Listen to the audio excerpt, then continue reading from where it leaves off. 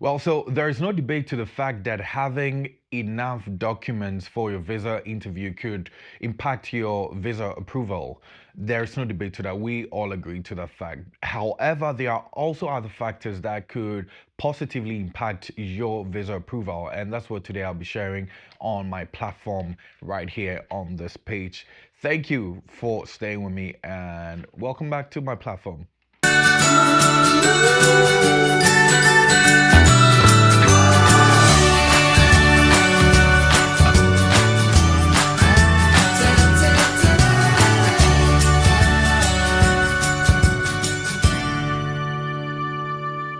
So I know that in a lot of the videos that we do, not just myself, I see other equally equipped people do videos and tell you that you need a lot of evidence, a lot of documents to prove your point when you get to your visa interview, which is very true because remember that this is a game of evidence. So it's more about you proving the reason why you want to be in any foreign country. You get it? That's the whole point. It's like going to the court.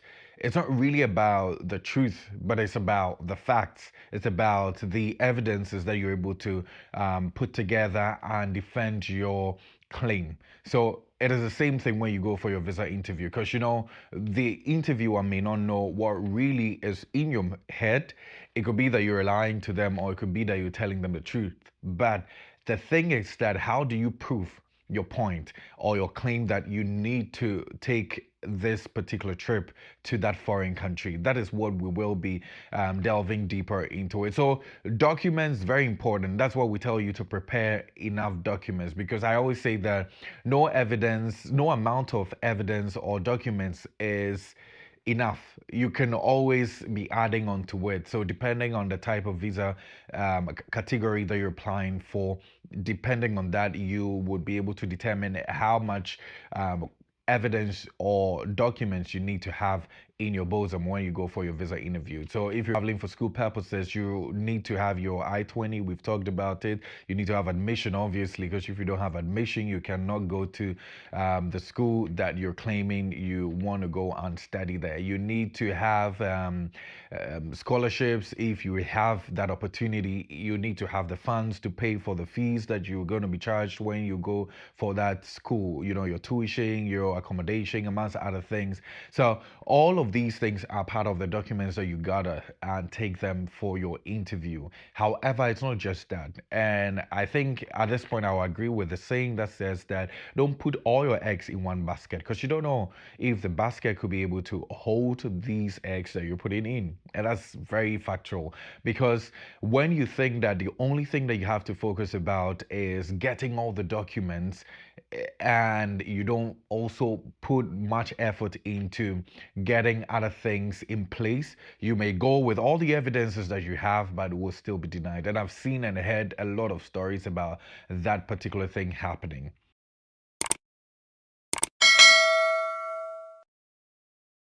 I don't want you to go through that. And so today I'm just going to draw your attention to other things that you can do in addition to having all your documents. So a disclaimer, I'm not saying that don't get the right evidences or documents for your visa interview. You need that. That's the very first thing. That's why if you check previous episodes or videos that I have done, I've talked about the number of things that you need. I mean, the evidences or the documents that you would need for your visa interview. I've broken them down into categories in some of my videos that I've done already. So if you are going for an F1 visa that's for academic purposes, I have done videos of that already. For visa, for tourist purposes, you need to have and know which documents you need to have with you when you're going for your visa interview. But today I'm just drawing your attention to other stuff. So I'm going to start off with the very first one.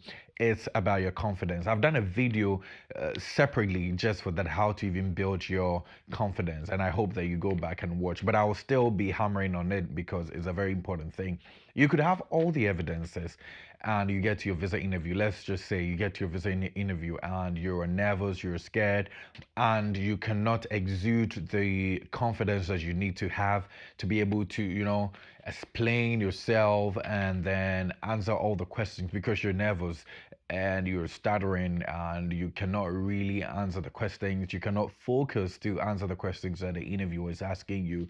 You have all these evidences, but you will be denied. So the first thing is building your confidence. And I've told you a number of times on this platform that one of the ways that you can build your confidence is getting yourself prepared ahead of time. So preparation would have these subsets. Talk about getting your documents because if you have all the documents, you're very confident about it.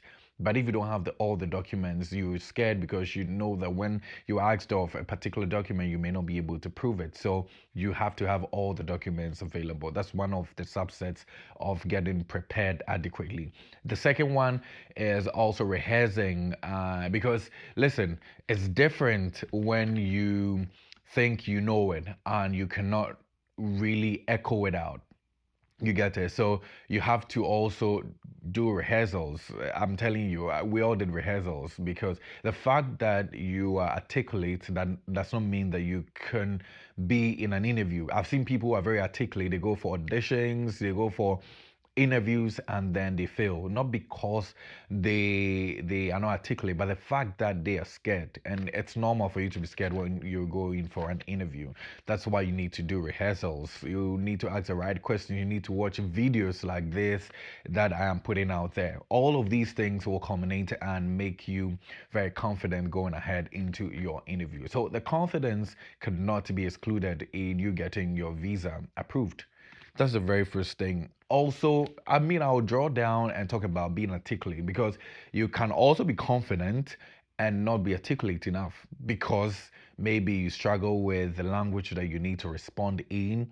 I've heard people say that especially for Ghanaians, because that's where I'm from, they say, "Oh, I speak a local dialect, and so I cannot really articulate in English." It's not really a problem. You can ask for a translator. I've heard people go into interviews that they've asked for a translator because they cannot articulate themselves in the language that the interviewer wants them to do. That's in English, especially if you're from Ghana, So if you need a translator, you can get it.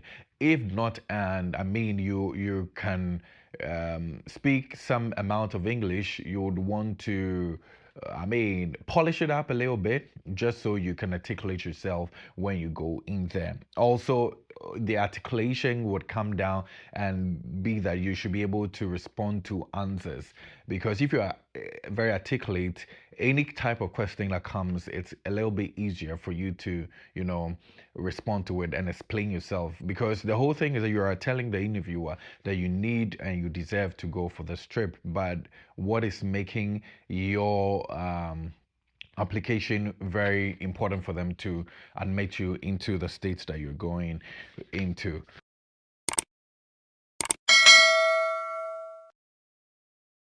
If you're still here and you're still watching me, I want you to subscribe to my platform, okay? That's some sort of encouragement so that we can get to do more of these kind of videos for yourself and for anyone that you think is important to. And also share with people, let them know about this very important information that would help them when they go in for their interview, okay? Let's zoom back into it. The last part is looking the part. So looking the part is more about how you look, how you present yourself when you go for your visa interview. I've heard and I've seen videos, a plethora of them. I have done, I think, a video about it, but I'm going to do another video. Just to remind you and to enhance people going into visa interviews so that you know how to look when you are going for your visa interview. It could vary. The fact that we hear people say that you should be formal does not mean everybody should be formal. You could have your your uniform. If you're in any service, you could have your uniform and all of that. A lot of things. So I'm going to be explaining that in another episode that I'll be doing solely to get down and let you know how you can present yourself going into an interview. Okay. So these three things comes together and make you a perfect candidate. And trust me, no one is going to deny you if you have the right documents, which I've told you not to underestimate, and also have all these three things done. That is first, confidence, also being able to articulate yourself, and also looking the part. Okay, so that's how I'm going to be wrapping up today on this episode. I hope you love it and it's going to help you go a long way into getting your visa approved. I wish you all the best. Okay, and I'm going to do another video. I want you to stick and stay with me right here on my platform. Thank you again.